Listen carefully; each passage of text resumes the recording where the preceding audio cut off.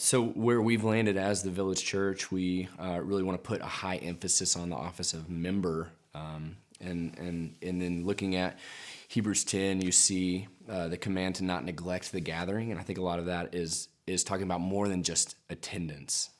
It's talking about giving proper care for the gathering and volunteering and giving of your time and your efforts and your gifts and your creativity. Our hope is that members would give of their gifts, give of their talents, give of their creativity, and be able to help shape the culture of the church simply because they are part of the church. They're not just some hired gun coming in. They're not just somebody who's there for kind of a paycheck.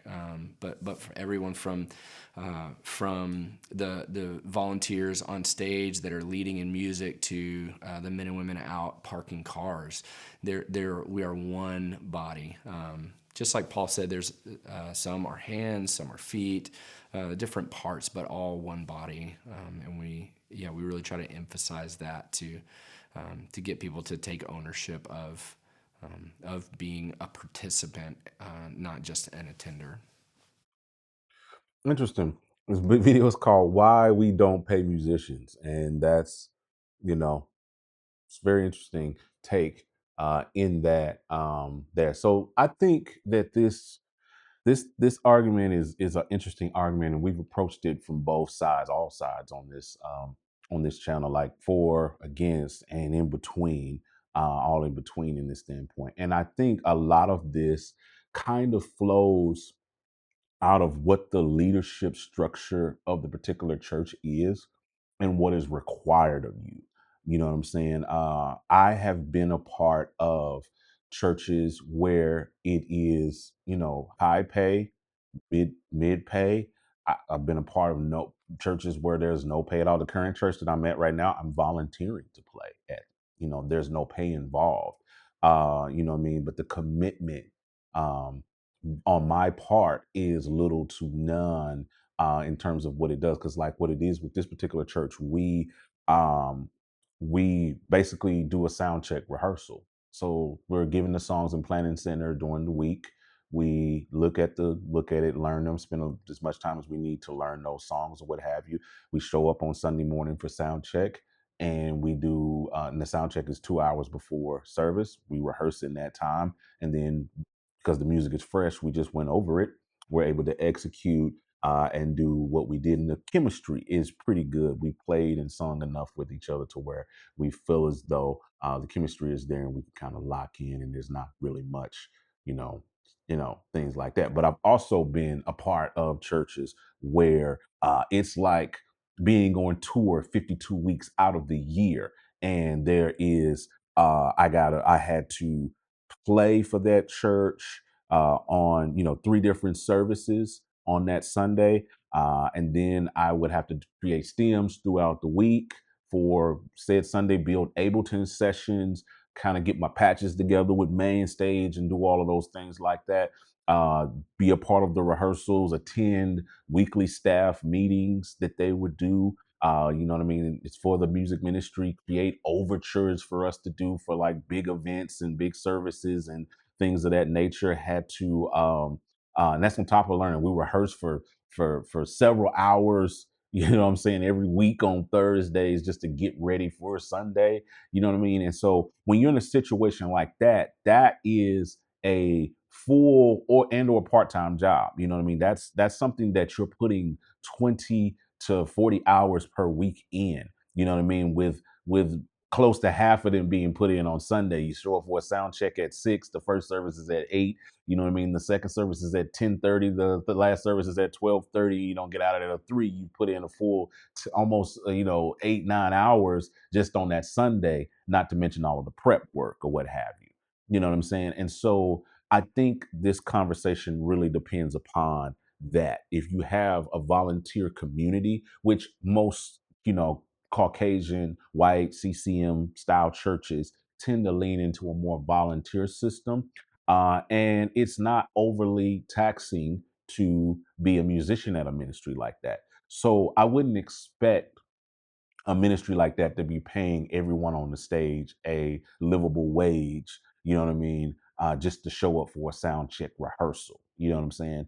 And then, you know what I'm saying? But if you're like the worship pastor or you know what I mean, the musical director, and you have a little bit more day-to-day involvement in it, typically they pay those guys. You know what I mean? But the regular people aren't just those, you know, those things like that. So those are kind of the stark comparisons of the two. And then I've done the in-between stuff as well. But I think that it's always such an interesting conversation whenever money becomes involved with our musicianship. And people tend to think that if money is involved, that some kind of way this is not as ingenuous as it needs to be. And then they fall off into these weird spaces of, you know, the love of money is the root of all evil, and you can't serve God and serve money too, and all of those things like that. But here's the thing about money and ministry and music, you know, and all of those things like that. The Bible says the love of money is the root of all evil. Not money is the root of all evil. Does not say that. And it also, you have to deal with the B and C and F portions of those verses that talk about those that desire it and that love it will, you know, pierce themselves through with many things. You know, that you basically will cheat, lie, steal, do everything and anything you can do to get money. That's a person that loves money, a person that is willing to do any and everything to get it, not the person that is just simply asking for a value exchange of time that they're putting in versus what they're getting paid. Those are two different archetypes of people. You know what I mean? Now, if the musician is coming in and basically trying to hold you hostage and threatening to expose stuff and threatening to do all of this, and he's, you know, cheating and he's stealing and he's doing all of this crazy stuff, and then expecting that check at the end of it all, you know what I mean? And demanding that, you know, um, that's a person that loves money. You know what I mean? But the average musician, your average Joe Smo, your average guy that's giving their time into the ministry, is they're not money lovers. They're just basically asking to be compensated fairly for the time that goes into it, because we have to learn songs. I don't know if you know, for the non-musicians that watch, I get a lot of non-musicians that hop into the comment section and try to dictate to me what they think it is that we do. But we, the ones that do it, going back to the initial example, my week typically looked like this. It was, you know, you get a break after Sunday because you've been so crazy, you know, trying to get Sunday going. Monday, you typically take a break and kind of do some other things, you know what I'm saying? But then Tuesday, you're right back in it. Okay, I got to work on these stems. I got to get these able to sessions together because wow, we got rehearsal on Thursday, and we also got service on Wednesday night. You know what I mean? We don't typically run stems on Wednesday night. We're gonna be running click tracks, but I still got to make sure everything's there. There's a set list for Wednesday that I got to do. You know what I'm saying? So I got to get that together on Tuesday and be prepared for that. Then we got rehearsal on Thursday, and we learning 3 new songs. So I have to sit down and learn those songs.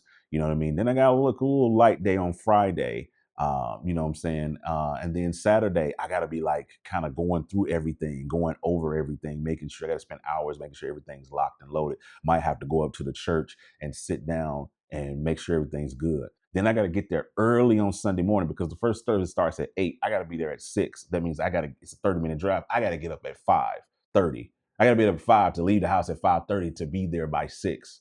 You know what I'm saying? And then I'm not gonna be out of there until close to 3. You know what I mean? Because we're gonna do 3 services. You know what I'm saying? That is a job. You know what I mean? And you should not expect anyone to do that level of things or that level of commitment and that level of work and energy without fair compensation for that. You know what I'm saying? And so that's just my perspective on it. You know what I'm saying? And again, if you're just a volunteer, you're just walking into a church and sound check Sunday rehearsal and go for it, and the service is an hour and a half. You don't need $500 a week for that. That's not what we're advocating for. I advocate for the people who do this for real, for real. You know what I mean? This is their thing. You know what I mean? This is what they do. This is how they do it. This is how they provide. This is how they eat. And I think those people are the ones that are worthy of that. But that's kind of my perspective on it and my thought on it. And I have deeper thoughts, and you guys can feel free to explore the other videos on this channel that kind of lean into that. And that's what I think about it. Let me know what you guys think down in the comment section. I like to have conversation. Yo, what up, guys? It's your boy John Mike. If you've been rocking with my content and you want to go beyond what YouTube allows, what social media allows, that's exactly why I created my Patreon. Over there, I break down the real side of music tech, business, how this industry actually works, the creative side. I'm talking exclusive podcasts with your favorite creators. And there's 3 ways that you can join. There's a support tier that starts at just $5 a month. That's for people who just want to support my work and get early access to the content that I create. The Creator Plus tier goes deeper into the tools, the workflows, the plugins, everything that I use to create and scale out my content. And then there's the Business Plus tier. This is where we talk strategy, monetization, ownership, all of the things that I do to make money, how I scaled a 7-figure company, how you can do it too, asking questions, all of the crazy things that you want to know about how to build a sustainable, real career in music. So if you're really ready to take this to the next level and grow your creative business this year, then please join me over there at Patreon. The link is down below. I'll talk to you guys over there. Let's get it.